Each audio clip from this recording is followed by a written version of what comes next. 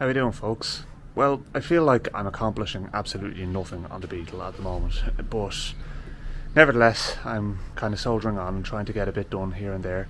So at this moment in time, what I'm trying to do is to stop the car from dissolving on me in the first sign of moisture.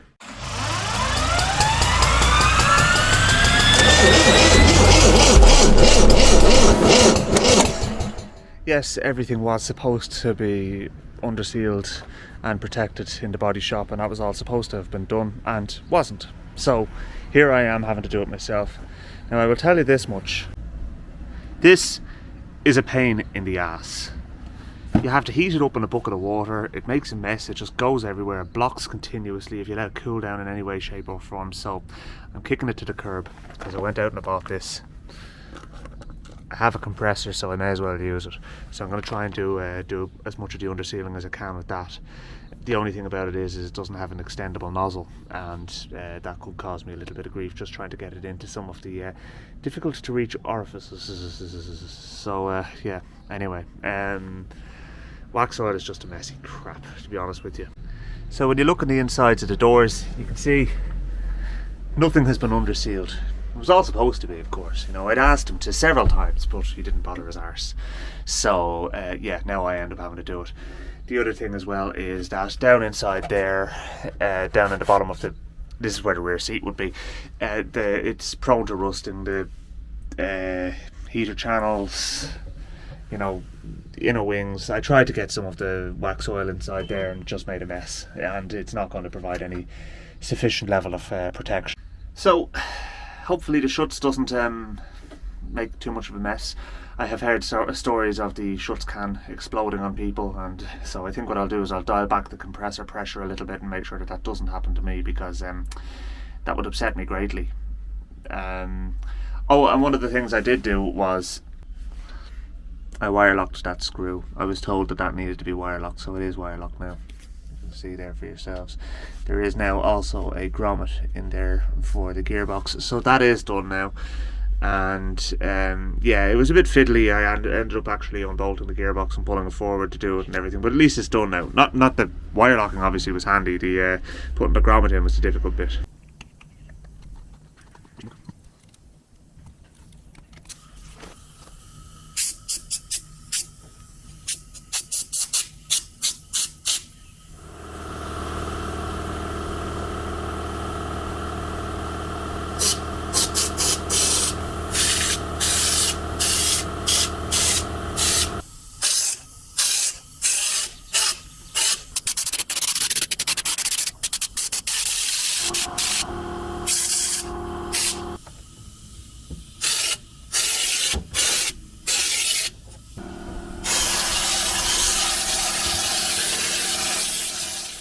Okay, I went a bit mad with the Schutz, so it's all over the place, but that's kind of what you need when you're trying to underseal stuff. I'm sure I'm going to be washing it out of my hair for the next month, but anyway, I'll show you around the car and show you what I've done. Alright, so you saw me doing the doors, well, one of them anyway. I didn't feel the need to record absolutely every bit of footage. I did inside there and around the back of the heater channel.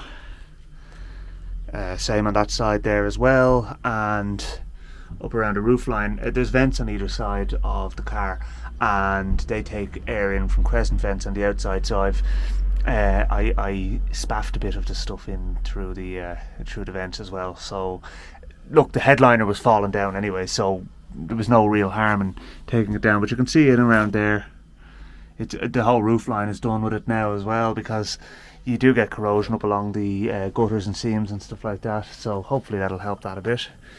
But then around the engine bay, I kind of did the inner quarters, simply because of the fact that they are areas to go as well, and that'll offer a bit of protection. Just the seams there's going to be soundproofing in here anyway, so it really doesn't matter as far as the appearance is concerned. I tried to get a bit up inside there in the channels to go into the body of the car. Not the easiest thing in the world, but I managed to get a decent bit in. And then if you look up over the gearbox, that's all been done now as well, and the floor pans were done. So as I said, one can of it does go quite a long way, but I'm actually a can and a half in, So if you have a look underneath here, I'm just climbing down under the car. If you look under here now, that's looking pretty decent. So yeah, there were areas up around the steering box and the the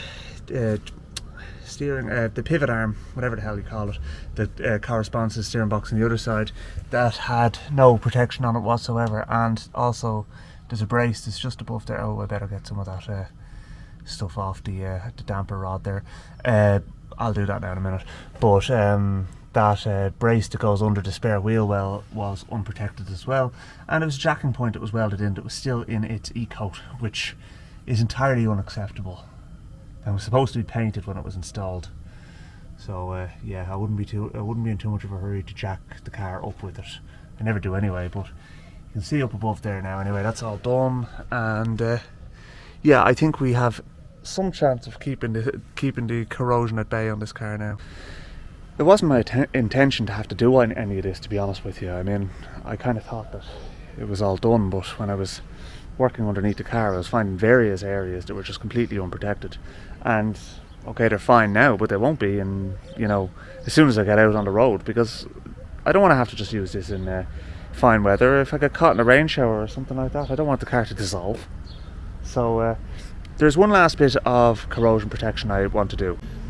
Down around the A-pillar, so you're looking at the spring for the bonnet there, and down around the A-pillars is another common source of corrosion, but I cannot get the Schutz down there. So what I'm actually going to do is I'm going to use the pressure sprayer for the wax oil and use engine oil down there. Used engine oil is quite a good method of corrosion prevention. So in this instance, because of the fact that it's that bit more runny, I will be able to just spray it in at the top, and hopefully it'll run down and coat all the areas as it goes. At least that's the intention anyway. We'll try and help it along its way. But yeah, at least I feel like I've actually accomplished something today now, you know, something like. But the next step will be to take care of some sound deadening, and I have a roll of sound deadening material tucked neatly in behind my Lister engine with a teapot balanced on it. I don't know why that teapot's there, to tell you the truth, but it is nonetheless. So it's just basically adhesive backed foam rubber, and for the likes of the roofline and stuff like that, it'll be absolutely fine, and down behind the back seat.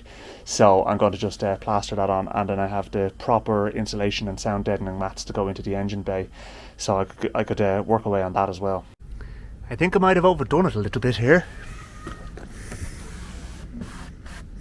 Jesus, there's loads in there. That's the only thing about doing this. This is very, very messy. I better get some cardboard and put that down. I ended up putting engine oil in the empty Schutz can that I had, and using that because the wax oil thing is just crap. It does not work at all. Even with engine oil in it, it was just a little dribble that came out. Whereas now this has a like, I've got a good amount down in there. As I said, too much, but sure, look. Anyway, it's it's not going to rust. That's the main thing. So yeah, it's dripping out here as well. Right, it will dry after a period of time to some extent, you know. I mean, there'll be kind of an oily film there, but it's yeah, I mean, it's not going to be somewhere where you're going to be accessing too often. Mind you, I'm still going to have to put the fresh air vents on and everything, and probably should have covered those over before I did this, because I'm just thinking oil is probably going to have gotten into the heat exchangers or the heater channels now. That's going to stink. Oh no. Let's have a look and see if I've done that.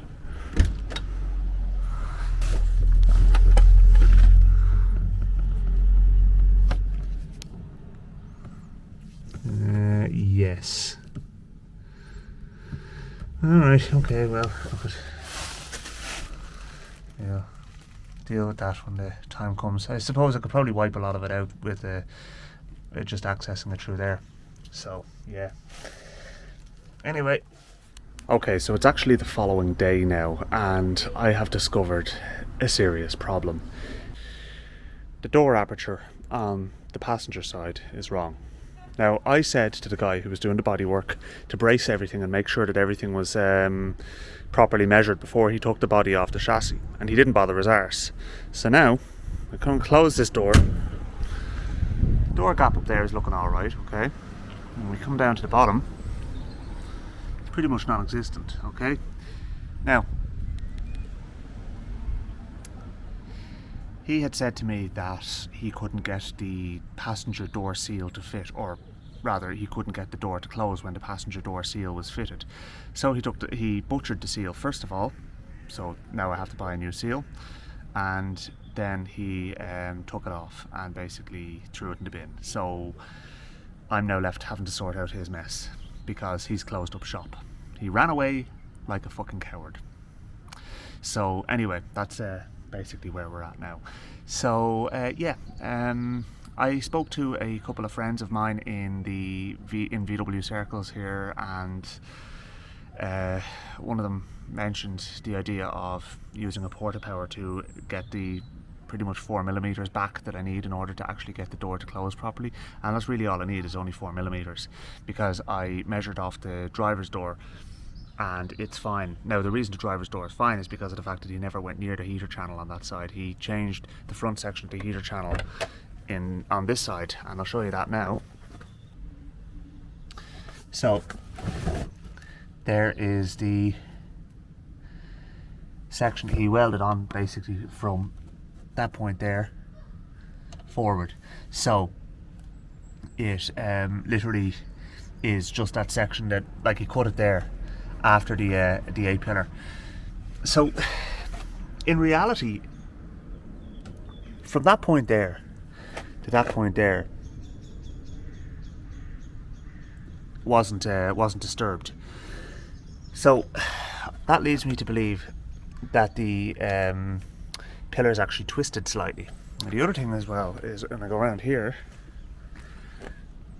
there's this carry-on. And you can see that that obviously the paint cracked there at some point or another when he was trying to remedy this situation himself, so he's aware of this situation, and he touched it up very badly, and you can see all the cracking around here. So that's another serious issue we're going to have to take care of. But for the moment, what I'm going to do is I'm going to use a bottle jack to try and stretch out the gap in the door and see how I get on. Honestly, folks, the inclination to do this is really very low. I don't want to have to be messing around with this kind of stuff. It shouldn't have to be done. I paid enough money to have the car done right. Okay, so ideal it most definitely is not, but is it working? Yeah, it kind of is. Should I be doing it? No, I should not. I should not have to do this. But we're getting there anyway. It took me a while to realise that the bottle jack would only work with the handle part down, because the oil just runs out of it otherwise. It took me probably too long to realise that, to be honest with you. But anyway, I need to get 950mm in the door aperture, okay, so that's what I'm looking for. So I need to get a few more kind of pumps out of it before I can kind of call it a win, because obviously when I take it out, there's a possibility everything will just spring back to the way it was before. So there's this bit here is up against the door hinge down there, so that's pushing on that, and then I have the blocks of wood against the door frame on this end, so it is pushing. I used the socket extension and the socket there just to kind of center everything up. The rag is just to take up the difference in the size of the socket. I would have needed like a 26mm socket. I'm sure I have one somewhere, but I cannot find it. So it's kind of working anyway, but yeah. Okay, so the good news is I think I've bought myself enough clearance for the door seal, but the bad news is this is the new problem. I'm going to have to get that repaired. The weld is after cracking. This is really bringing me down, guys, I have to say. It really is. So there's that. And down here, the paint is cracked along the seam as well, as it has up the top. I'm not going to do any more on it, to be honest with you. I've done enough at this stage. it's just annoying me looking at it. This car is now at this stage. I'm gonna have to try and get it repaired somewhere. You know, as I said, I don't believe for a second that the guy who did the bodywork has any intention of putting any of the problems he's caused right. And yeah, it's as if I'm ever going to get my money back off him. That's not going to happen. But that won't be for the want of trying, I can assure you. So yeah. To be honest with you folks, I'm going to leave it there, because the next thing I'm going to do is I'm going to continue on reassembling the car. I'm going to just leave that be for the moment, knowing full well I will have to sort it out at a later stage. And I'm going to do things like get the engine back into it, get the steering sorted out, the brakes sorted out, and a few other bits and pieces, and basically get it driving. But I think what I need to do is I need to go up and I need to do some work on the MG, because I'm not. This car is just bringing me down. It really is. Honestly, I don't even want it anymore. I